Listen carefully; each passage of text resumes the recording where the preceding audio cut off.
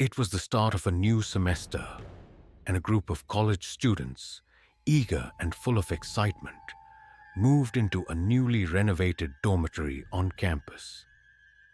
Among them were Sara, Adam, and Mia, who were thrilled to start their college journey together. They quickly settled into their rooms, and everything seemed perfect. At first, Sara's room, however, was different. From the first night, she noticed odd things happening. Her books would be out of place, the lights would flicker, and a chilling draft seemed to constantly flow through the room, no matter how tightly the windows were closed. She mentioned it to Adam and Mia, who joked about the dorm being haunted, but Sara couldn't shake the uneasy feeling. As nights passed, the strange occurrences escalated. Sara heard faint whispers in the middle of the night, and objects would move on their own. One evening, while studying, she felt a cold hand brush against her arm. Terrified, she ran to Adam and Mia's room, but when they returned to investigate, nothing seemed out of place. Determined to uncover the mystery, Sara dug into the history of the dorm. She discovered that the room she was staying in had been occupied by a student named Emily, who had mysteriously disappeared a few years ago. The official reports claimed she had run away, but the rumors suggested something far more sinister. Sara, Adam, and Mia decided to search Emily's room for clues. Hidden behind an old vent cover, they found Emily's diary. The diary revealed that Emily had experienced the same eerie occurrences and believed the room was haunted. Her last entry mentioned seeing a dark figure at the foot of her bed, right before she vanished. Realizing they were dealing with a restless spirit, the friends sought help from a local paranormal expert. The expert performed a cleansing ritual, but the disturbances only grew more violent. Doors slammed shut, furniture rattled, and a dark, cold presence filled the room. One night, as the clock struck midnight, Sara saw the shadowy figure Emily had described. It whispered her name, and she felt an overwhelming urge to follow it. Adam and Mia, sensing something was wrong, intervened just in time. They decided to confront the spirit head-on.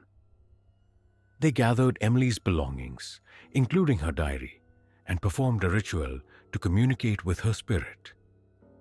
They pleaded with Emily, telling her she wasn't alone and that they wanted to help her find peace. The temperature in the room dropped, and a ghostly apparition appeared before them. A young girl, her face pale and eyes filled with sorrow. Emily's spirit led them to a hidden compartment in the wall, where they found a collection of old forgotten belongings from students who had also disappeared over the years. It became clear that the dormitory had a dark history, and the spirits of the missing students were trapped. With the help of the paranormal expert, they performed a final ritual to release the spirits. As they chanted prayers, the ghostly figures of the lost students appeared, their expressions softening as they found peace. The oppressive atmosphere lifted, and the room felt warm and inviting once more. The story of the haunted dorm room became a legend on campus, a reminder of the mysterious events that had transpired. Sara, Adam, and Mia knew they had helped bring closure to Emily and the other lost souls. Their bond grew stronger, and they carried the memory of their harrowing experience with them, forever changed by the encounter with the unknown. It was the heart of the semester, and the campus library had become a second home for many students, burning the midnight oil. Among them were friends Aisha, Bilal, and Samira, who often gathered for late-night study sessions, finding solace in each other's company amidst the silence of the library. One night, as the clock struck midnight, Aisha felt a sudden chill. She glanced around, expecting to see an open window or a draft, but everything seemed in place. As she returned to her book, a loud thud echoed through the library. Startled, the trio turned to see a book lying on the floor, far from any shelves. "Must have just fallen," Bilal suggested, trying to sound nonchalant, but his eyes betrayed his unease. They resumed their studies, but the atmosphere had shifted. The once comforting silence was now oppressive, filled with an eerie tension. Moments later, more books flew off the shelves and the temperature dropped further. Eerie whispers began to fill the air. Unintelligible, yet undeniably present. The friends exchanged nervous glances, their study session now forgotten.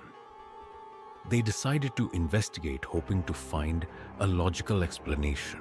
As they moved through the aisles, they encountered ghostly apparitions that seemed to flicker in and out of existence.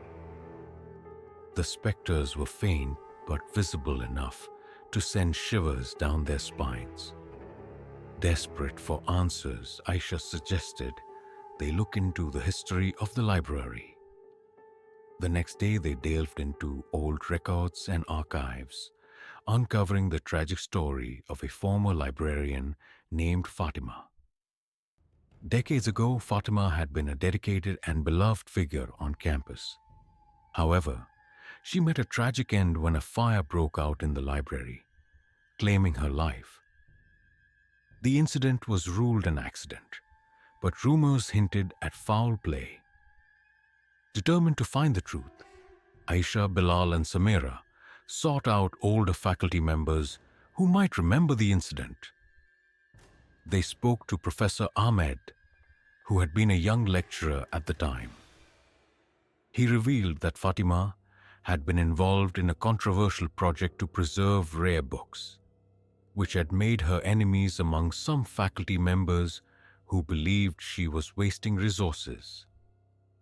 The friends decided to confront the spirit of Fatima, believing she was seeking retribution for the injustice she had faced.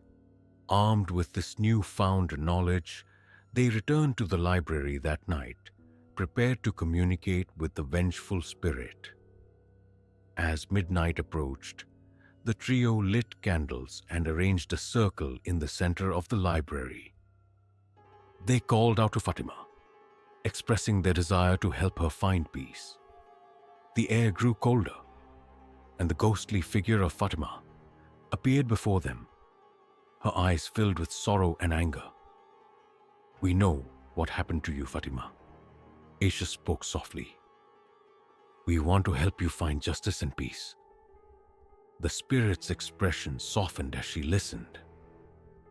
The friends offered to continue Fatima's work of preserving the rare books, ensuring her legacy would live on. They promised to clear her name and reveal the truth about her tragic end. With these assurances, Fatima's spirit began to fade, her presence lifting the oppressive atmosphere in the library. The whispers ceased, the temperature returned to normal, and the ghostly apparitions vanished.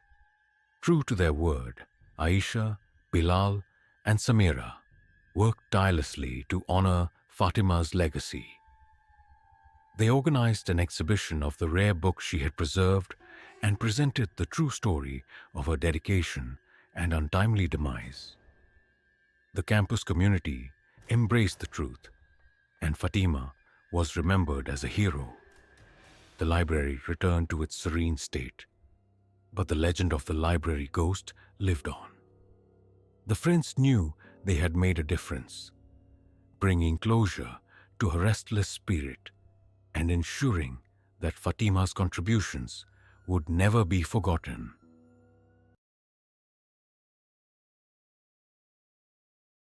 Prestigious high school was known for its academic excellence and the bright futures of its students.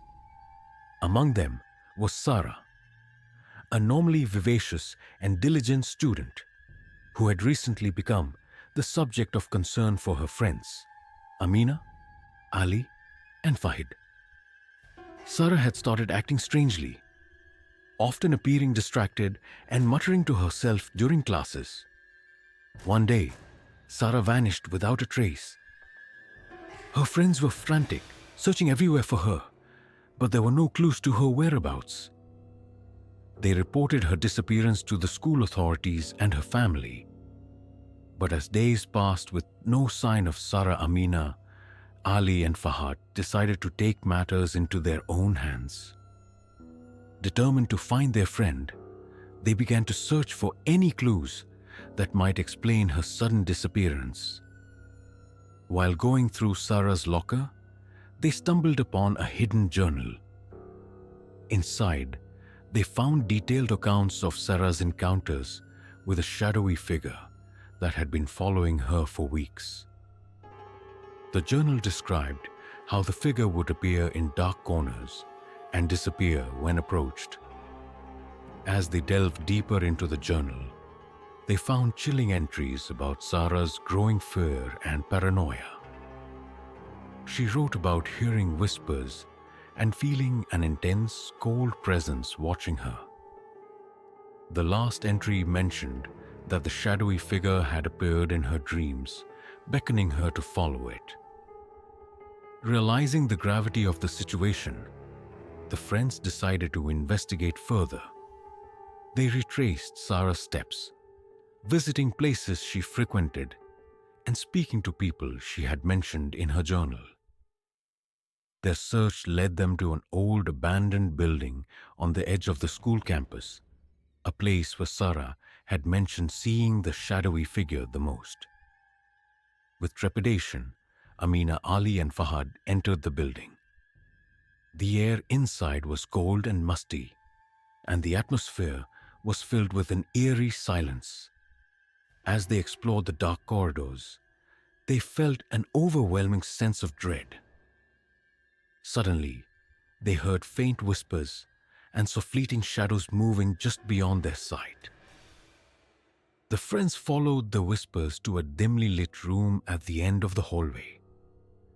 Inside, they found a shrine-like arrangement with Sara's belongings, her scarf, her notebooks, and even her favorite bracelet. The sight was both heart-wrenching and terrifying. Just then, the shadowy figure appeared before them, its form shifting and indistinct. The figure's presence was suffocating, filling the room with a sense of malice.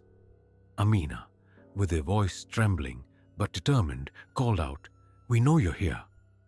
We just want Sara back. Please let her go." To their astonishment, the figure spoke, its voice a low, raspy whisper. "Sara is lost in the shadows. She followed me willingly, seeking answers." Ali stepped forward, his voice firm. "We'll do anything. Just tell us how to bring her back." The figure paused, then said, "There's a ritual, a way to bridge the worlds, but it requires a great sacrifice." Desperate to save their friend, the trio agreed. The figure instructed them to gather specific items: a mirror, a candle, and a personal belonging of Sara's. With these items, they performed the ritual, chanting the words the figure provided.